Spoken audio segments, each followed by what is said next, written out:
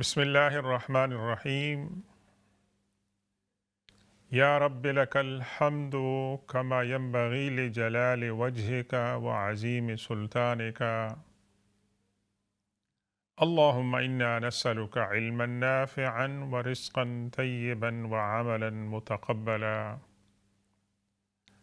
اللهم لك الحمد على نعمة الإسلام وعلى نعمة الإيمان وعلى نعمة القرآن، ولك الحمد أن جعلتنا من أمة محمد صلى الله عليه وسلم. أعوذ بالله من الشيطان الرجيم. بسم الله الرحمن الرحيم.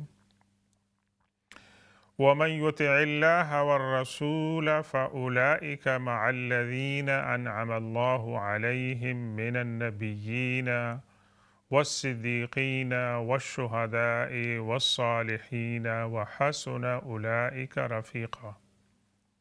صدق الله مولانا العظيم وبلغنا رسوله النبي الأمي الأمين الكريم، ونحن على ذلك لمن الشاهدين والشاكرين، والحمد لله رب العالمين. رب اشرح لي صدري ويسر لي أمري واحلل عقدة من لساني يفقه قولي. السلام علیکم ورحمۃ اللہ تعالی وبرکاتہ۔ محترم ناظرین گرامی اور سامعین کرام، آج آپ کی خدمت میں دوبارہ ایک نئی صبح کے ساتھ اس تمنا اور دعا کے ساتھ حاضر ہو رہے ہیں کہ آپ جہاں کہیں بھی ہوں، اللہ تبارک و تعالی آپ کو ایمان کی سلامتی اور صحت اور عافیت عطا فرمائے، اور آپ کے سراؤنڈنگ میں، آپ کے ماحول میں اللہ تبارک و تعالی امن اور سلامتی قائم فرمائے۔ اور ہم اپنی معروضات پیش کرنے سے پہلے اہل فلسطین، اہل غزہ کے مظلومین کے لیے بھی دعا کرتے ہیں، اللہ تبارک و تعالی ان کو صحت، عافیت اور آزادی اور سکون کی نعمت عطا فرمائے، اور اللہ تبارک و تعالی ان کو ایمان اور اسلام کے ساتھ ساتھ وہ تمام نعمت عطا فرمائے جن کے وہ مستحق ہیں۔ ناظرین گرامی، آج جس شخصیت کے بارے میں ہم گفتگو کرنے جا رہے ہیں، ان کا بیک گراؤنڈ بہت ہی ہمبل تھا، لیکن یہ برکت تھی حضور پاک صلی اللہ علیہ وسلم کی صحبت کی، آپ کی کمپینین شپ کی، کہ اللہ تبارک و تعالی نے اس شخصیت کو بہت ہی بلندی اور رفعت عطا فرمائی، کمال عطا فرمایا، جن کے بارے میں قرآن کی آیت نازل ہوئی، جن کو اللہ کے رسول صلی اللہ علیہ وسلم نے جنت کی بشارت دی، جن کو اللہ کے رسول صلی اللہ علیہ وسلم نے یہ خوشخبری دی کہ تم اہل بیت میں سے ہو۔ وہ ہستی کہ جب ہم فرض نماز کے بعد کہتے ہیں استغفر اللہ استغفر اللہ استغفر اللہ، اور اللہم انت السلام ومنک السلام تبارکت ربنا وتعالیت یا ذا الجلال والاکرام، یہ روئی زمین پر کروڑوں مسلمان جب فرض کی نماز پوری کرتے ہیں، امام صاحب کے علاوہ جب یہ کلمات کہتے ہیں، تو یہ کلمات جس شخصیت نے ہم تک پہنچائے ان کے بارے میں آج ہم بات کریں گے، اور جو شخصیت کہ حضور پاک صلی اللہ علیہ وسلم کے ساتھ عشق و محبت، آپ کی خدمت اور آپ کے ادب میں جو ہے ایک مثالی نمونہ تھے، اور جنہوں نے اللہ کے رسول صلی اللہ علیہ وسلم سے تقریباً 127 128 احادیث جو ہیں وہ روایت کی ہے۔ تو یہ شخصیت کون ہے؟ یہ اسلام سے پہلے حضور پاک صلی اللہ علیہ وسلم سے ملاقات سے پہلے گمنام شخصیت تھے، ان کو کوئی نہیں جانتا تھا ان کا کیا مقام تھا۔ ان کا نام ہے جناب حضرت ابو عبداللہ ابو عبد الرحمن ثوبان بن بجدد بعض روایات میں ہے ابو عبداللہ، ان کے صاحبزادے کا نام، بعض میں ابو عبد الرحمن ہے، لیکن ان کا نام حضرت ثوبان رضی اللہ تعالیٰ عنہ اور ان کے والد کا نام بجدد جو ہے وہ منقول ہے، اور یہ یمن کے رہنے والے تھے، اور اگرچہ ان کی مرویات اتنی زیادہ نہیں ہیں، لیکن ان کی جو بھی احادیث ہیں وہ تقریباً وہ بہت زیادہ شہرت کو پہنچی ہیں۔ اور جس طرح کہ ہم نے عرض کیا کہ فرض نماز کے بعد جب آپ سلام پھیرتے ہیں تو سلام پھیرنے کے بعد آپ 3 مرتبہ استغفر اللہ استغفر اللہ استغفر اللہ کہتے ہیں، اور اس کے بعد اللہم انت السلام ومنک السلام والیک یرجع السلام کا جو آپ وظیفہ پڑھتے ہیں، ورد کرتے ہیں، یہ مشہور روایت کے اندر اس کو حضرت ثوبان بن بجدد رضی اللہ تعالیٰ عنہ نے اللہ کے رسول صلی اللہ علیہ وسلم کی اس سنت کو روایت کیا، اور اس سنت پر کروڑوں مسلمان جو ہیں وہ عمل کرتے ہیں، اور تا قیامت یہ عمل جاری رہے گا، اور اس کا اجر و ثواب حضرت ثوبان رضی اللہ تعالیٰ عنہ کو ملے گا، ایک کہ انہوں نے اللہ کے رسول صلی اللہ علیہ وسلم کی ایک حدیث امت تک پہنچائی، اور دوسری بات یہ ہے کہ جو لوگ اس پر عمل کریں گے ان کو اس کا اجر ملے گا، اور انشاءاللہ اس کا اجر جو ہے وہ حضرت ثوبان رضی اللہ تعالیٰ عنہ کو بھی ملے گا کہ جنہوں نے ایک نیک کام کی طرف لوگوں کو ترغیب دلائی ہے۔ ان کا بیک گراؤنڈ بہت ہی مختصر اور سادہ ہے کہ یہ بیلونگ کرتے تھے یمن کے ساتھ، بعض روایات میں ہے کہ وہ حمیر قبیلے سے تعلق رکھتے تھے، اور ان کی جو جگہ تھی رہائش کی وہ مکہ اور یمن کے درمیان تھی، لیکن دیکھیں حالات، سرکمسٹانسز انسان کو کہاں سے کہاں پہنچا دیتے ہیں۔ کچھ لوگوں نے جو اس زمانے میں لوگوں کو پکڑ کے لے جاتے تھے اور بیچتے تھے، ان کا کوئی قصور نہیں ہوتا تھا، ان کے گھر والوں سے ان کو چرا کر کڈنیپ کر کے ان کو لاتے ہیں اور ان کو غلام بنا لیتے ہیں، اور پھر اللہ کے رسول صلی اللہ علیہ وسلم ان کو خریدتے ہیں ایز اے غلام، اور خریدنے کے بعد ان کو آزاد کر دیتے ہیں۔ گویا کہ یہ ایک پہلی نعمت تھی جو حضرت ثوبان بن بجدد رضی اللہ تعالیٰ عنہ کو اللہ نے اللہ کے رسول صلی اللہ علیہ وسلم کی زیارت اور غلامی میں عطا فرمائی۔ اور آپ نے ظاہر ہے کہ غلام کو خریدنے میں پیسے خرچ کیے ہوں گے، اور لوگ جب پیسے خرچ کرتے ہیں تو بناتے ہیں کہ اس کے ہم اور کتنے بنائیں گے۔ ویسے یہ ہم میں سے اکثر کی مینٹلٹی ہے ویسے، کہ اب پیسہ ہم نے خرچ کیا ہے بزنس میں تو اس کو ڈبل بنائیں گے، مینی فولڈ بنائیں گے۔ یہ ہمارا جو ہے انسانوں کا مطلب ہے کہ یہ نتیجہ ہے، کیا نام ہے، فطرت ہے، لیکن تمام انسان جو ہیں ایک ہی فطرت کے نہیں ہوتے ہیں، اور اللہ کے رسول صلی اللہ علیہ وسلم نے یہاں احسان کا، حسن سلوک کا اعلیٰ معیار قائم فرمایا، نہ صرف حضرت ثوبان رضی اللہ تعالیٰ عنہ کے ساتھ بلکہ کئی انسانوں کے ساتھ، صحابہ کرام کے ساتھ آپ کی حسن و سلوک اور احسان کی مثالیں جو ہیں وہ بہت زیادہ ہیں۔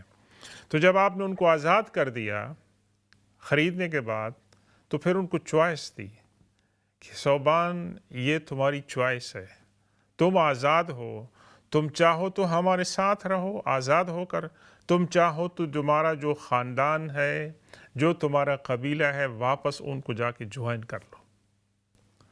اور جس طرح ہم پہلی مثالیں دیکھ چکے ہیں کہ یہاں حضرت ثوبان رضی اللہ تعالیٰ عنہ اس بات کو ترجیح دیتے ہیں کہ ایون دو کہ اللہ کے رسول صلی اللہ علیہ وسلم نے مجھے آزاد کر دیا ہے، وہ پھر بھی اللہ کے رسول صلی اللہ علیہ وسلم کی غلامی کو اور صحبت کو ترجیح دیتے ہیں، بجائے اس کے یمن جائیں، اپنے والدین کو ڈھونڈیں، ان کے ساتھ دوبارہ جا کے جوائن کریں، اور ان کے جو والدین ہیں، خاندان والے ہیں، جو پریشان ہوں گے، دکھی ہوں گے، ان کو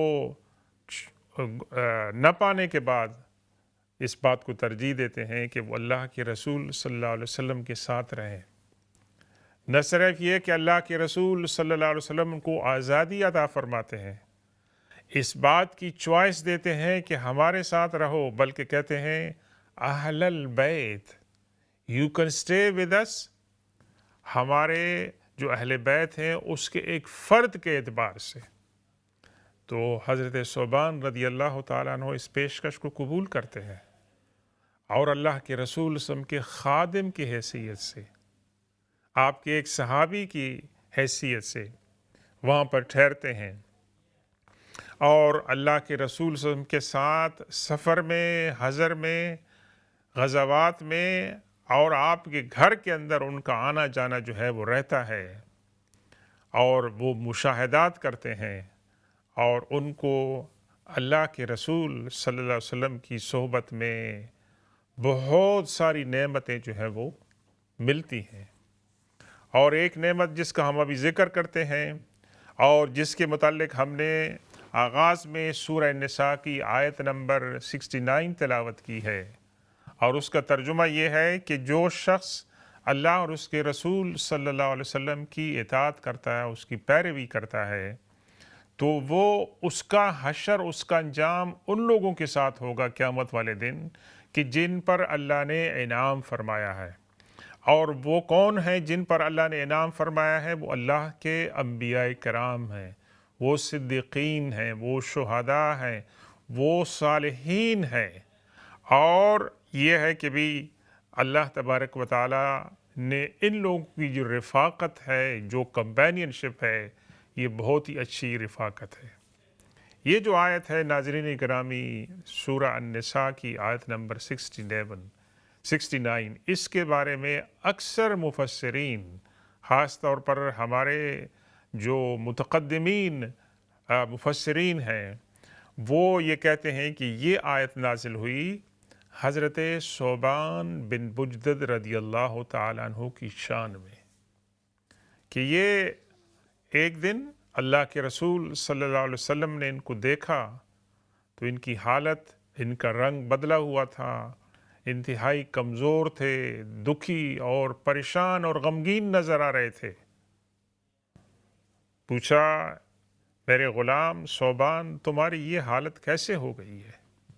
تمہیں کیا ہو گیا ہے؟ تمہارا رنگ کیوں چینج ہو گیا ہے؟ ویسے عرض کیا، یا رسول اللہ، جب میں آپ کو نہیں دیکھتا ہوں تو میرے دل میں یہ خلش ہوتی ہے، یہ احساس ہوتا ہے کہ اس دنیا میں تو مجھے آپ کی صبح شام زیارت نصیب ہوتی ہے، اور میں اپنی آنکھوں کو آپ کے چہرہ انور کی زیارت سے جو ہے وہ مستفید کرتا ہوں، اور اس سے مجھے خوشی ہوتی ہے، اور روحانی طور پر جو ہے مجھے اس کے اندر جو ہے نا بہت ہی بلندی اور تازگی محسوس ہوتی ہے۔ یا رسول اللہ، میرے ذہن میں یہ خیال آتا ہے، قیامت والے دن آپ تو جنت کے اندر اعلیٰ علیین میں آپ کا تو بہت ہی اونچا مقام ہوگا، کیا مجھے آپ کی زیارت جنت میں بھی نصیب ہوگی؟ کیا میں جنت میں بھی جا سکوں گا؟ اور جنت میں اگر میں چلا بھی گیا تو آپ کا تو مقام بہت بڑا ہوگا، مجھے آپ تک رسائی ملے گی یا نہیں ملے گی؟ یہ جو خیال ہے، مجھے یہ خیال جو ہے مجھے پگھلا رہا ہے، اور اسی خیال کی وجہ سے آپ دیکھ رہے ہیں کہ میرا رنگ جو ہے وہ چینج ہو گیا ہے، اور میں کمزور ہو گیا ہوں۔ اور یہ بات کر رہے ہیں، اور حضرت ثوبان رضی اللہ تعالیٰ عنہ کی آنکھوں سے آنسو نکل رہے ہیں، ویسے اپنے دلی جذبات کو حضور پاک صلی اللہ علیہ وسلم کے سامنے پیش کر رہے ہیں۔ تو اللہ کے رسول صلی اللہ علیہ وسلم کی بارگاہ میں فرشتہ نازل ہوتا ہے یہ آیت لے کر کہ جو انسان بھی اللہ کی اور اللہ کے رسول صلی اللہ علیہ وسلم کی پیروی کرتا ہے، اس کا انجام قیامت کے دن کن لوگوں کے ساتھ ہوگا؟ ان لوگوں کے ساتھ ہوگا جن پر اللہ نے انعام فرمایا ہوگا. اور جن پر اللہ نے انعام فرمایا ہوگا وہ کون سی کیٹیگریز کے لوگ ہیں؟ وہ انبیاء کرام ہیں، وہ صدیقین ہیں، وہ شہداء ہیں، وہ صالحین ہیں. یہ 4 کیٹیگریز کے جو لوگ ہیں، افراد ہیں، وہ لوگ جو دنیا میں اللہ اور اس کے رسول کی پیروی کرتے ہیں، اللہ تبارک و تعالیٰ ان کو قیامت والے دن رسوا نہیں کرے گا، بلکہ ان کی بیٹھک، ان کی صحبت اور ان کی رہائش، کمپینین شپ جو ہے وہ انبیاء کرام کے ساتھ ہوگی، شہداء کے ساتھ ہوگی، صالحین کے ساتھ ہوگی، صدیقین کے ساتھ ہوگی. غرض جس کی جتنی پیروی ہوگی، جتنی محبت ہوگی، اس کی جو درجات ہیں وہ اتنے بلند ہوں گے. اور پھر اللہ کے رسول صلی اللہ علیہ وسلم نے حضرت ثوبان سے یہ ارشاد فرمایا، اما علمت ان المرء یحشر من احب. کیا آپ کو یہ پتہ نہیں ہے ثوبان کہ انسان کا حشر اس انسان کے ساتھ ہوگا، ان لوگوں کے ساتھ ہوگا جن کے ساتھ وہ محبت کرتا تھا. ناظرین گرامی، یہ واقعہ، اس کے اوپر جتنی بحث کی جائے، اس کی جتنی تشریح کی جائے، اس کی جتنی حکمتیں بیان کی جائیں، کم ہے. کہ یہ ایک تو حضرت ثوبان رضی اللہ تعالیٰ عنہ کے دل میں اللہ کے رسول صلی اللہ علیہ وسلم کا جو عشق تھا، محبت تھی، ادب تھا، احترام تھا. ایک تو ہمیں یہ بتاتا ہے کہ صحابہ کرام کس نظر سے اللہ کے رسول صلی اللہ علیہ وسلم کو دیکھتے تھے. وہ تو برگزیدہ لوگ تھے، وہ تو چنے ہوئے لوگ تھے جن کو اللہ نے اپنے رسول صلی اللہ علیہ وسلم کی کمپینین شپ کے لیے چن لیا تھا، اور اللہ نے ان کو بڑا مقام عطا فرمایا. لیکن ہمارے لیے آج اس 14ویں صدی کے اندر کیا ہمارے لیے اس کے اندر درس ہے کہ ہم کن لوگوں کے ساتھ قیامت والے دن جنت میں ہم کمپینین شپ جو ہے وہ چاہیں گے. ویسے ہم چاہیں گے کہ ہمارے ساتھ کن لوگوں کے ساتھ ہماری بیٹھک ہو. کیا ہم چاہیں گے کہ ہم ان لوگوں کے ساتھ ہماری بیٹھک ہو جن سے اللہ اور اس کے رسول ناراض ہوں گے؟ ہمارے لیے اب بھی دنیا میں یہ وقت ہے، یہ اپرچونٹی، یہ موقع ہے کہ ہم فیصلہ کریں کہ ہم قیامت والے دن لائف آفٹر ڈیتھ میں ہم کس کے ساتھ کمپینین شپ اختیار کریں گے. حضرت ثوبان رضی اللہ تعالیٰ عنہ کو تو اللہ کے رسول صلی اللہ علیہ وسلم نے ایک اور مقام پر بھی جنت کی بشارت دی. لیکن ہمارے لیے اس کے اندر درس عبرت کیا ہے کہ ایک مسلمان کیا چاہتا ہے کہ اس کی لائف آفٹر ڈیتھ کیسی ہو، کس کے ساتھ اس کا اٹھنا بیٹھنا ہو. ہم چاہتے ہیں کہ ہمیں اللہ کے رسول صلی اللہ علیہ وسلم کے حوض کوثر پر حاضری نصیب ہو، ہم آپ کی خدمت میں سلام عرض کریں، آپ کی دستبوسی کریں، اور اللہ آپ کے دست اقدس سے جو ہے حوض کوثر کا پانی پیئے، اور پھر ہمیں جنت میں شرف باریابی ہو کہ ہم جا کے آپ کی خدمت میں سلام کریں. آپ کا کتنا بڑا مقام ہوگا ویسے. اور نیک لوگوں کے ساتھ ہماری اٹھک بیٹھک ہوگی. اور قرآن پاک میں ایک مکالمہ ہے 2 دوستوں کے درمیان. ایک دوست جنت میں جائے گا اور دوسرا دوست جو ہے وہ جنت میں جانے سے محروم ہوگا.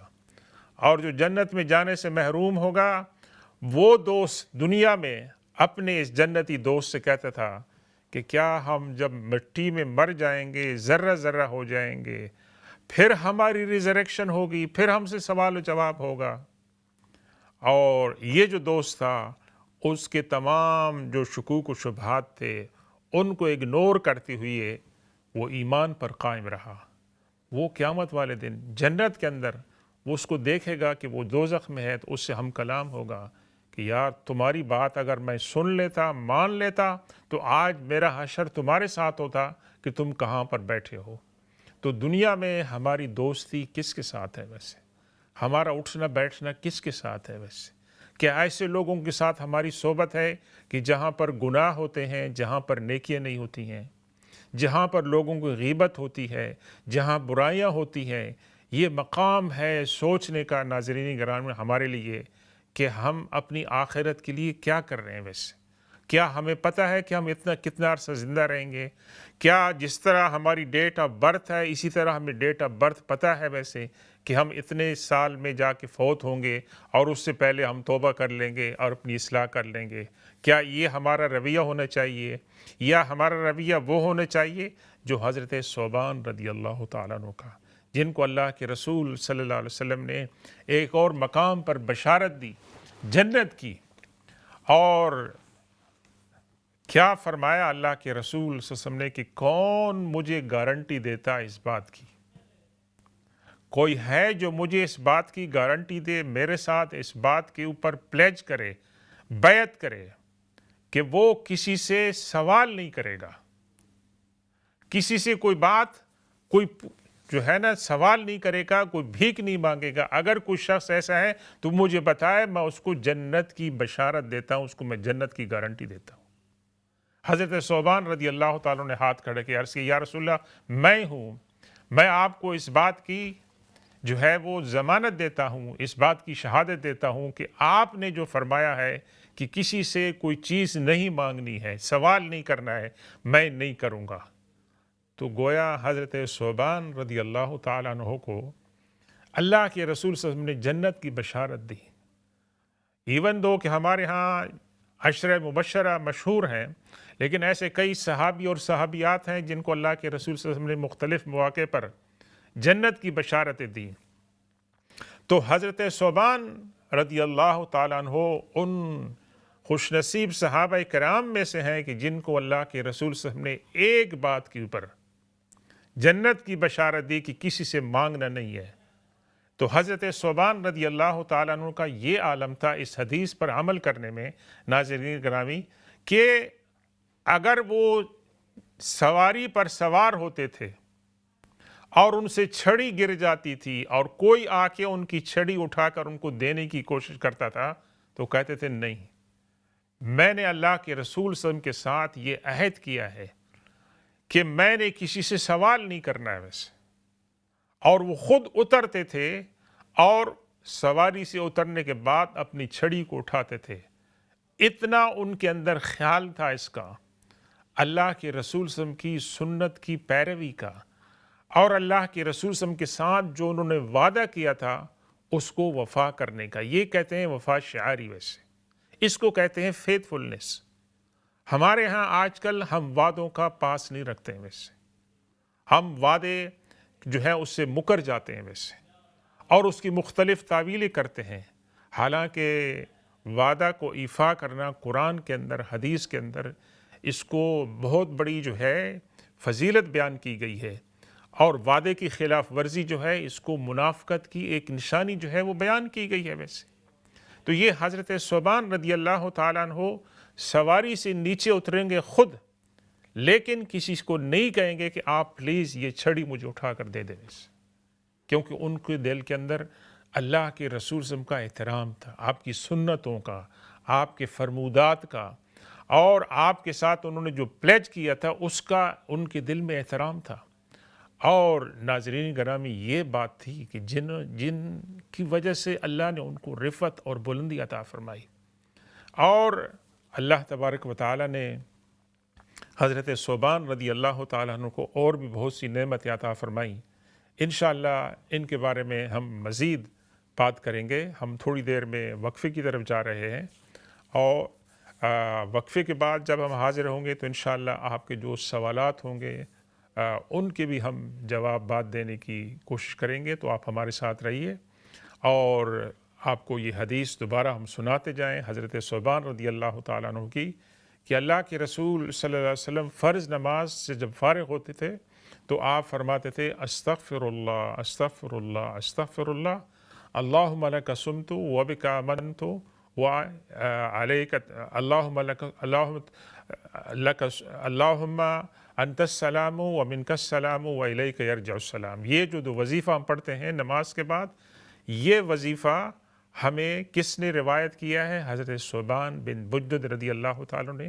اللہ کی ان کے اوپر کروڑوں رحمتیں ہوں، اور اللہ تعالیٰ ہمیں آپ کی زیارت نصیب فرمائے قیامت کے بعد۔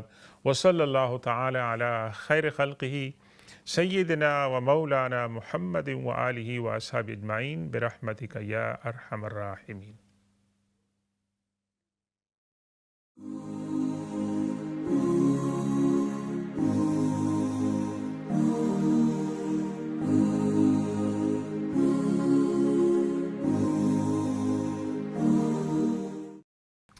بسم اللہ الرحمن الرحیم۔ السلام علیکم ورحمۃ اللہ تعالی وبرکاتہ۔ ویلکم بیک ناظرین گرامی۔ اس سیشن میں اگر آپ کے کچھ سوالات ہیں تو انشاءاللہ ان کے جوابات دینے کی کوشش کریں گے، اور ہم چلتے ہیں گفتگو کو جاری رکھتے ہوئے اللہ کے رسول صلی اللہ علیہ وسلم کے ایک جلیل القدر صحابی جو اللہ کے رسول صلی اللہ علیہ وسلم کے ساتھ عشق و محبت، ادب اور احترام اور خدمت کے اندر جو ہے نا ایک مثالی نمونہ تھے، اور وہ ہیں جناب حضرت ثوبان بن بجدد رضی اللہ تعالیٰ عنہ۔ آپ کی خدمت میں ایک اور واقعہ پیش کرتے ہیں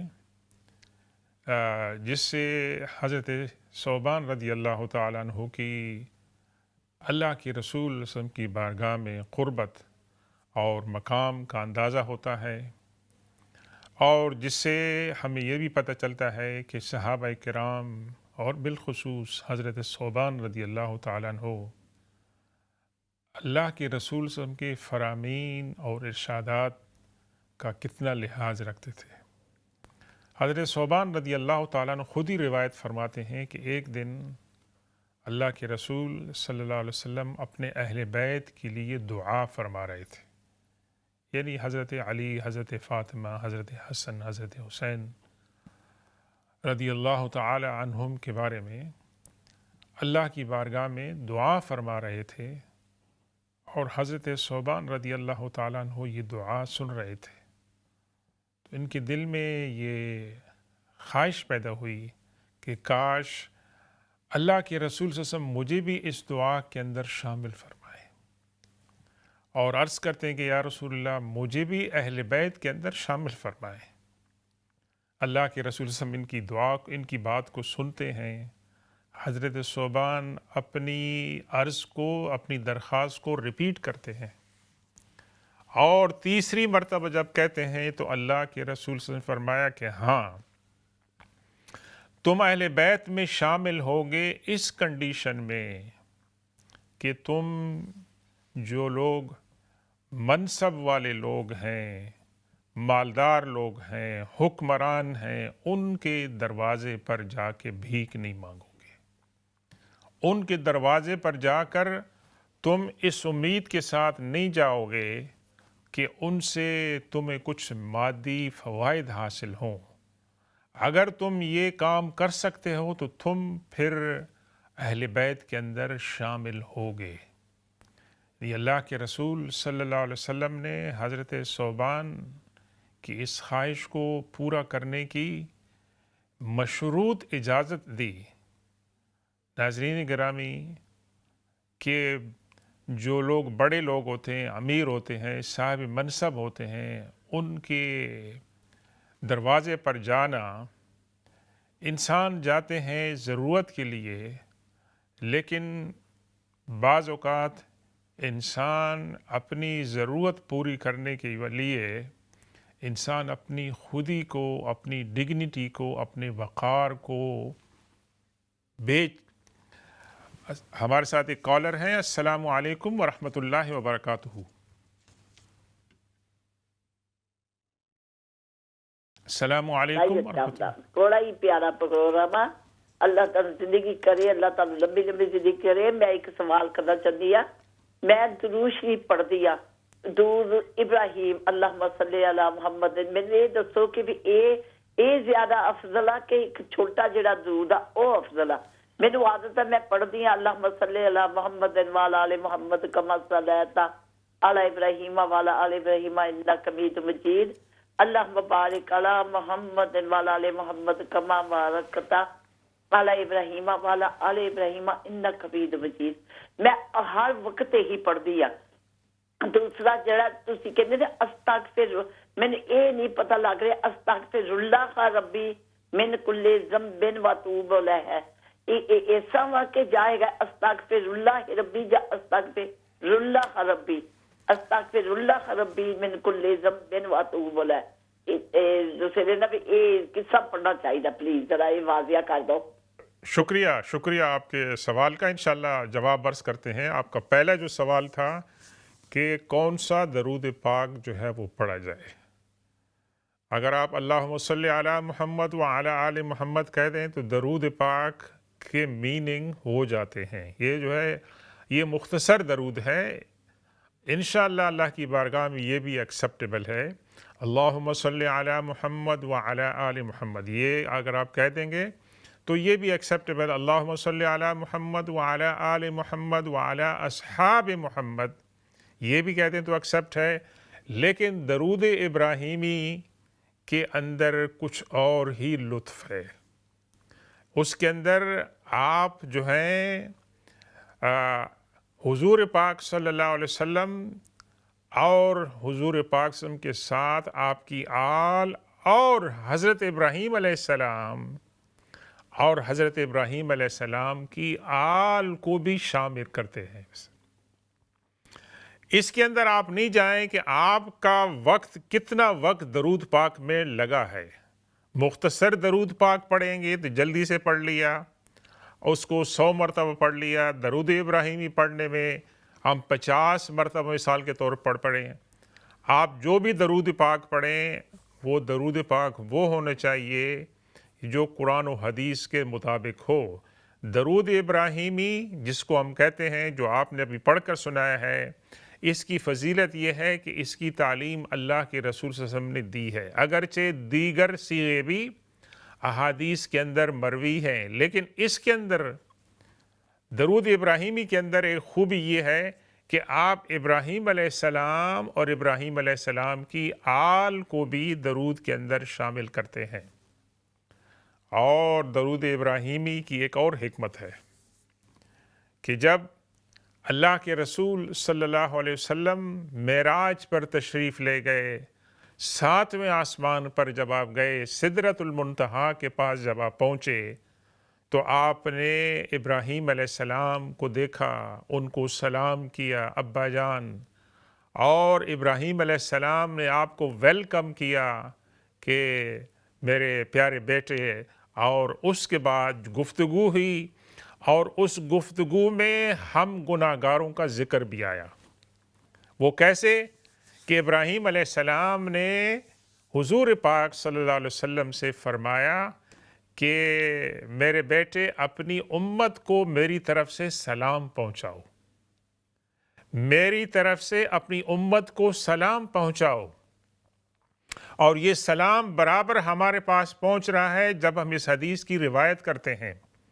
اور ان کو یہ بات بھی بتاؤ کہ جنت جو ہے، اس کی جو زمین ہے، اس کی جو سوائل ہے، وہ اس کی مٹی جو ہے بہت ہی خوشبودار ہے، اس طرح کہ جس طرح کہ سیفران جو ہے اس کی خوشبو ہوتی ہے، اور جنت کی جو سرزمین ہے وہ بہت ہی وسیع ہے، اور اس کی جو آبیاری ہے، اور اس کے اندر آپ اس کے اندر پانی کس طرح ڈال سکتے ہیں کہ سبحان اللہ والحمد للہ ولا الہ الا اللہ واللہ اکبر وللہ الحمد، یہ وظیفہ جتنا آپ کریں گے تو آپ کا ایک درخت زمین جنت کے اندر جو ہے وہ اللہ تعالیٰ پلانٹ کرے گا۔ تو ہم جب درود ابراہیمی پڑھتے ہیں تو ابراہیم علیہ السلام کا ایک لحاظ سے شکریہ ادا کرتے ہیں کہ انہوں نے حضور پاک صلی اللہ علیہ وسلم کی وساطت سے ہمارے اوپر سلام بھیجا ہے۔ تو ہم اس سلام کا جواب کیا دیتے ہیں کہ ابراہیم علیہ السلام شکریہ، آپ کے سلام کا آپ کے اوپر بھی سلام ہو۔ تو ہم درود ابراہیمی پڑھتے ہیں، آپ درود ابراہیمی بھی پڑھ سکتے ہیں، آپ دیگر جو درود ہیں مختصر والے وہ بھی پڑھ سکتے ہیں، انشاءاللہ اس کا تمام کا ثواب ملے گا۔ اور یہ بات رکھیں کہ درود ابراہیمی ایک ایسی عبادت ہے جو قبول ہونے والی عبادت ہے، اللہ تعالیٰ اس کو قبول فرماتا ہے، اور اس درود پاک کی فضیلت سے اللہ تبارک و تعالیٰ ہمارے کئی مسائل کو، ہماری کئی ضروریات کو، ہماری کئی مشکلات کو جو ہے وہ آسان فرماتا ہے۔ تو درود پاک جو ہے وہ کثرت سے پڑھنا چاہیے۔ آپ کا دوسرا سوال ہمارے ساتھ دوسرے کال ہے. السلام علیکم ورحمۃ اللہ وبرکاتہ. وعلیکم السلام ورحمۃ اللہ. میں نے یہ پوچھنا ہے کہ میری ملنے والی ہیں وہ کہتی ہیں کہ مطلب نماز شروع کی ہے تو بس کھڑے ہو کے یہ نہیں کہنا کہ 4 رکعت یا 2 رکعت سنت یا فرض یا کچھ، یہ نہیں کہنا کہ مطلب کچھ نہیں کہنا تو بس پڑھنا شروع کر دینا ہے. اچھا، میں جو آپ کا بہن سوال سمجھاؤں، آپ یہ کہہ رہے ہیں کہ جب آپ نماز کے لیے کھڑے ہوں تو آپ زبانی طور پر نیت نہ کریں. ہاں جی، لیکن آپ نیت دل میں تو کریں گے نا؟ دل میں تو کریں گے. ہاں تو کہتے ہیں بس دل کے کیا تو بس پڑھ لیں. آپ کا سوال کیا ہے کہ یہ زبانی نیت نہیں کرنی چاہیے؟ مطلب کرنی چاہیے.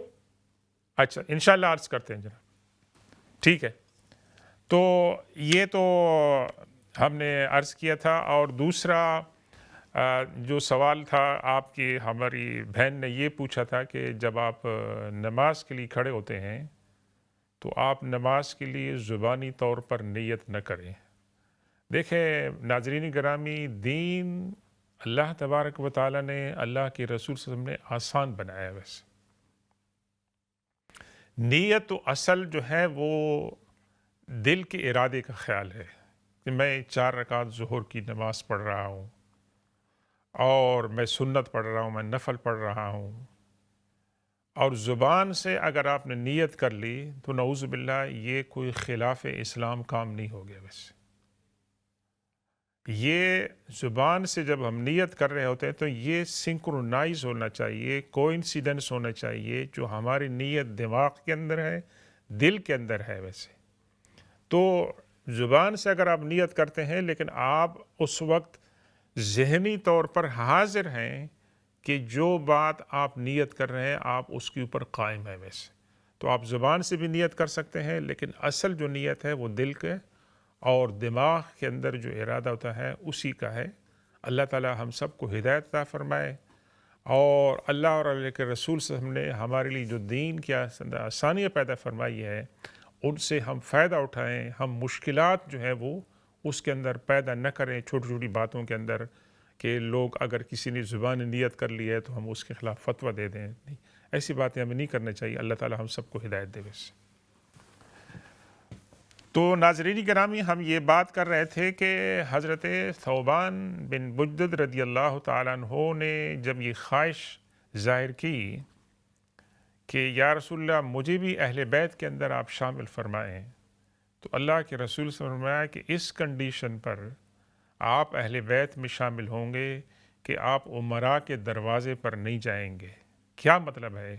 کہ اپنی ڈگنیٹی کو قائم رکھیں گے، قناعت اختیار کریں گے. جو اللہ نے حلال کی روزی آپ کو عطا فرمائی ہے اس کے اوپر آپ قناعت کریں گے، لالچ سے اور ان حرص سے پرہیز کریں گے. اور امراء کے دروازے پر آپ جائیں گے تو ہو سکتا ہے آپ کو کوئی ناجائز چیز مل جائے، آپ کوئی ناجائز مطالبہ کر لیں. تو اللہ کے رسول صلی اللہ علیہ وسلم نے اہل بیت کو یہ تعلیم فرمائی کہ مسلمانوں کے جو زکوٰۃ ہے، صدقات ہے، اس میں اہل بیت کا کوئی حصہ نہیں ہے. ویسے یہ اللہ کے رسول صلی اللہ علیہ وسلم نے کتنی ایک انقلابی تعلیم عطا فرمائی. اور ایون دو ہمیں حدیث میں ملتا ہے کہ حضرت امام حسن تھے غالباً رضی اللہ عنہ کہ اللہ کے رسول صلی اللہ علیہ وسلم کے پاس صدقات کی کھجوریں پڑی تھیں اور انہوں نے کھجور ایک اٹھا لی. بچے تھے، اللہ کے رسول صلی اللہ علیہ وسلم نے نکال لیا ان کے منہ سے. یہ ہمارے لیے نہیں ہے، یہ صدقات اہل بیت کے لیے نہیں ہے. تو حضرت ثوبان کو اللہ کے رسول صلی اللہ علیہ وسلم نے یہ تعلیم فرمائی کہ اگر آپ اہل بیت میں شامل ہونا چاہتے ہیں تو اس میں ایک کنڈیشن یہ ہے کہ آپ نے امراء کے دروازے پر نہیں جانا ہے. ویسے اور امراء جو ہیں وہ آپ کو ایکسپلائٹ کر سکتے ہیں، آپ سے ناجائز فائدہ اٹھا سکتے ہیں. ویسے تو یہ اللہ کے رسول صلی اللہ علیہ وسلم نے ان کو تعلیم دی. اور حضرت ثوبان رضی اللہ تعالیٰ عنہ کی یہ خواہش تھی کہ انہیں بھی کسی طریقے سے اہل بیت کے اندر جو ہے وہ شامل کیا جائے. حالانکہ ہمارے پاس مثالیں ہیں کہ حضرت سلمان فارسی رضی اللہ تعالیٰ عنہ کو اللہ کے رسول صلی اللہ علیہ وسلم نے فرمایا سلمان منا اہل البیت، کہ سلمان فارسی ایران سے بلانگ کرتے ہیں، ان کا بیک گراؤنڈ ڈفرینٹ ہے لیکن وہ ہم میں سے ہیں، اہل بیت میں سے. تو یہ تمام باتیں ہمیں کیا بتاتی ہیں؟ صحابہ کرام کے دل میں اللہ کے رسول صلی اللہ علیہ وسلم کی محبت۔ اب آپ کے سامنے چند مزید واقعات ہم عرض کرتے ہیں حضرت ثوبان رضی اللہ تعالیٰ عنہ کی زندگی کے اور عشق اور ادب محبت صلی اللہ علیہ وسلم کا، کہ ایک صاحب آتے ہیں جو غیر مسلم ہیں اور غیر مسلموں کے بہت بڑے عالم ہیں، ویسے اللہ کے رسول صلی اللہ علیہ وسلم کے پاس آتے ہیں تو وہ کہتے ہیں السلام علیک یا محمد، السلام علیک یا محمد۔ یہ جو بات ہے، یہ جو طریقہ سلام ہے، بظاہر اس کے اندر کوئی قباحت نظر نہیں آتی ہے کہ اس نے کہا السلام علیک یا محمد۔ حضرت ثوبان رضی اللہ تعالیٰ عنہ وہاں کھڑے ہوتے ہیں، ویسے وہ اس شخص سے پوچھتے نہیں ہیں، اس کو پکڑ کے نیچے پچھاڑ دیتے ہیں ویسے، اور وہ شخص اٹھنے کے بعد پوچھتا ہے ثوبان تم نے میرے ساتھ یہ سلوک کیوں کیا؟ تم نے مجھے کیوں زمین پر گرایا؟ تم نے کیوں میرے اوپر اس زبردستی کی؟ اس کی وجہ کیا ہے؟ ویسے ناظرین کرام، آپ جواب سنیں حضرت ثوبان رضی اللہ تعالیٰ عنہ کا۔ فرمایا تم نے السلام علیک یا محمد کیوں کہا؟ تم نے السلام علیک یا رسول اللہ کیوں نہیں کہا؟ ویسے صحابہ کرام تمام کے تمام جو ہیں کبھی اللہ کے رسول صلی اللہ علیہ وسلم کو آپ کے نام سے نہیں پکارتے تھے، یا رسول اللہ کہتے تھے ویسے۔ تو حضرت ثوبان رضی اللہ تعالیٰ عنہ بالفاظ دیگر اس بات کو ایمفسائز فرما رہے تھے کہ کیا تمہیں ان کو اللہ کا رسول ماننے میں تکلیف ہے، اور تم ان کو ان کے ذاتی نام سے تم پکار رہے ہو؟ یہ ان کے ادب کے، ان کی شان کے خلاف ہے، اور میں اس کو جو ہے برداشت نہیں کرتا ہوں۔ بعد میں اللہ کے رسول صلی اللہ علیہ وسلم نے، اس شخص نے اللہ کے رسول صلی اللہ علیہ وسلم سے پوچھا کہ اس کے اندر کوئی حرج کی بات ہے؟ آپ کا جو نام ہے، تو آپ نے فرمایا میرے خاندان والوں نے میرا نام محمد رکھا ہے۔ یعنی اللہ کے رسول صلی اللہ علیہ وسلم تو عاجزی اور انکساری کا پیکر تھے، اور لیکن صحابہ کرام چاہتے تھے فرق مراتب، کہ جس کا جو مقام ہے، جو عزت ہے، جو سٹیٹس ہے، اس کو ریکگنائز کیا جائے اور اس لحاظ سے انسان کو ٹریٹ کیا جائے۔ اور جس شخص کو آپ فرسٹ نام سے پکارتے ہیں، اس سے کیا پتہ چلتا ہے کہ ہماری اس سے بہت انٹیمیسی ہے اور قربت ہے، اور بعض اوقات درمیان میں جو رکاوٹیں ہوتی ہیں ان تمام کو ہم جو ہے وہ عبور کر لیتے ہیں۔ لیکن کیا بچے اپنے ماں باپ کو ان کے فرسٹ نام سے پکاریں گے، یا ان کو کہیں گے ڈیڈی کہیں گے، ان کو کہیں گے ابا کہیں گے، امی کہیں گے؟ ویسے تو یہ جو فرق مراتب ہے، یہ اس کو جو ہے ملحوظ رکھنا چاہیے اور اس کا خیال رکھنا چاہیے۔ اور یہ بات حضرت ثوبان رضی اللہ تعالیٰ عنہ نے ہمیں جو ہے وہ سکھائی ہے، اور حضرت ثوبان رضی اللہ تعالیٰ عنہ کی زندگی کے کچھ اور بھی ایسے واقعات ہیں، انشاءاللہ ہمیں دوبارہ جو ہے موقع ملا تو ہم ان کے بارے میں عرض کریں گے۔ اور مشہور احادیث ہیں، مثال کے طور پر کہ انہوں نے روایت کی کہ اللہ کے رسول صلی اللہ علیہ وسلم نے فرمایا کہ جو کسی مسلمان کے جنازے میں شریک ہوتا ہے اس کو 1 قیرات کا ثواب ملتا ہے۔ اگر وہ جنازے کے ساتھ ساتھ تدفین کے اندر بھی شریک ہوتا ہے تو اس کو 2 قیرات کا ثواب ملتا ہے، اور قیرات ایکول ہے احد پہاڑ کے برابر۔ تو اس طرح کی مشہور احادیث ہیں جو کہ حضرت ثوبان رضی اللہ تعالیٰ عنہ نے روایت کی ہیں۔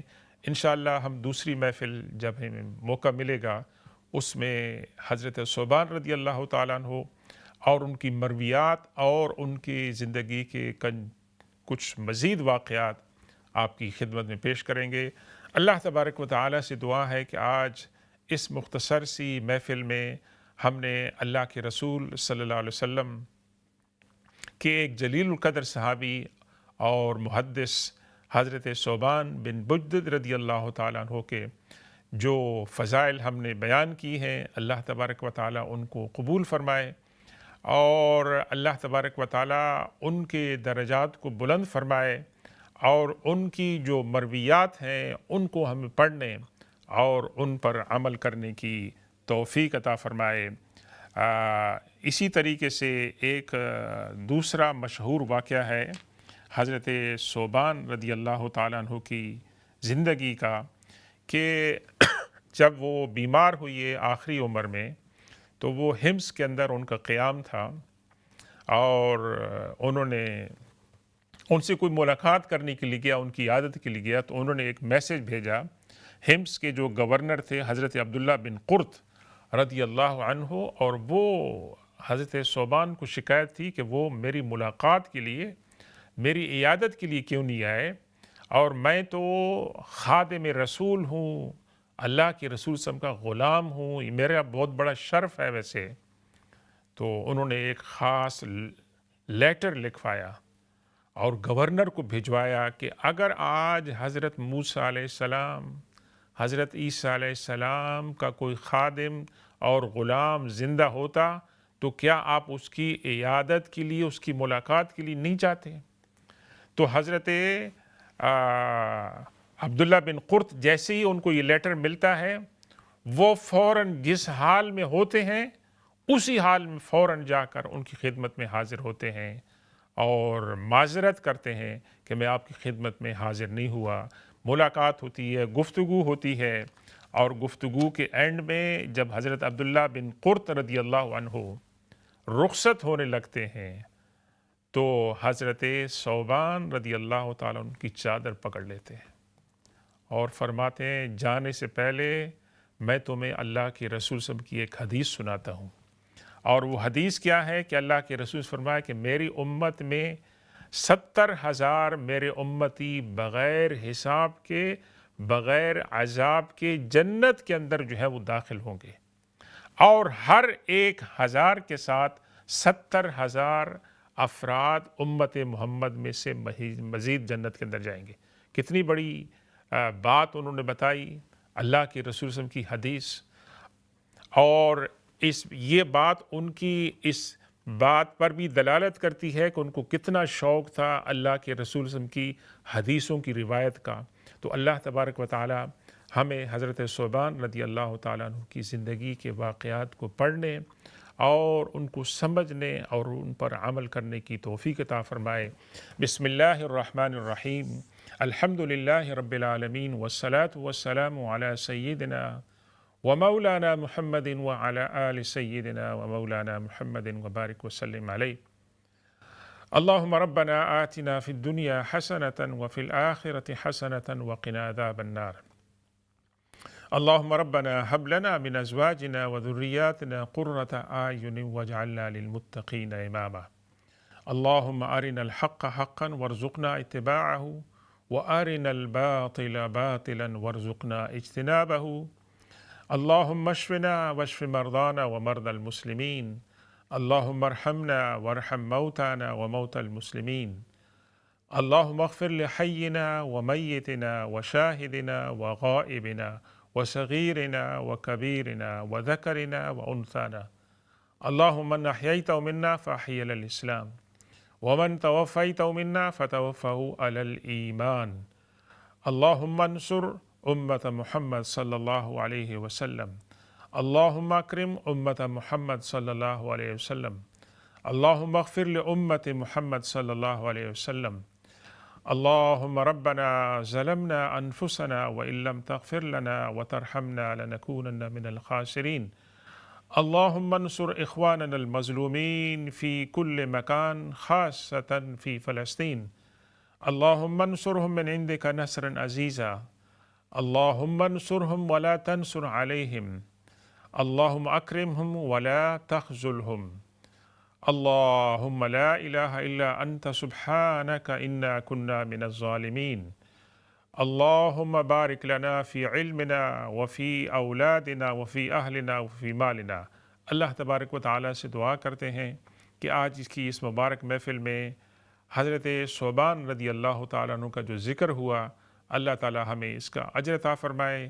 اس ذکر کو سننے پر جو کچھ بھی ہمارا وقت صرف ہوا، اللہ تعالیٰ اس وقت کو ہمارے لیے مبارک بنائے، اور اللہ تبارک و تعالیٰ حضرت صوبان رضی اللہ تعالیٰ عنہ نے جو حضور پاک صلی اللہ علیہ وسلم کے ساتھ عشق کا، محبت کا اور آپ کی خدمت کا جو مظاہرہ کیا، اللہ تبارک و تعالیٰ ہمارے اندر بھی وہ صفات پیدا کرنے کی توفیق عطا فرمائے، اور اللہ تبارک و تعالی جو لوگ بیمار ہیں ان کو شفا عطا فرمائے، جن لوگوں نے دعا کی درخواست کی اللہ تعالیٰ ان کی دعاؤں کو قبول فرمائے، اللہ تعالیٰ حضور پاسم کی امت کے مرحومین کی مغفرت فرمائے۔ وصلی اللہ تعالی علی خیر خلقی سیدنا و مولانا محمد و آلہ و اصحابہ اجمعین برحمتک یا ارحم الراحمین۔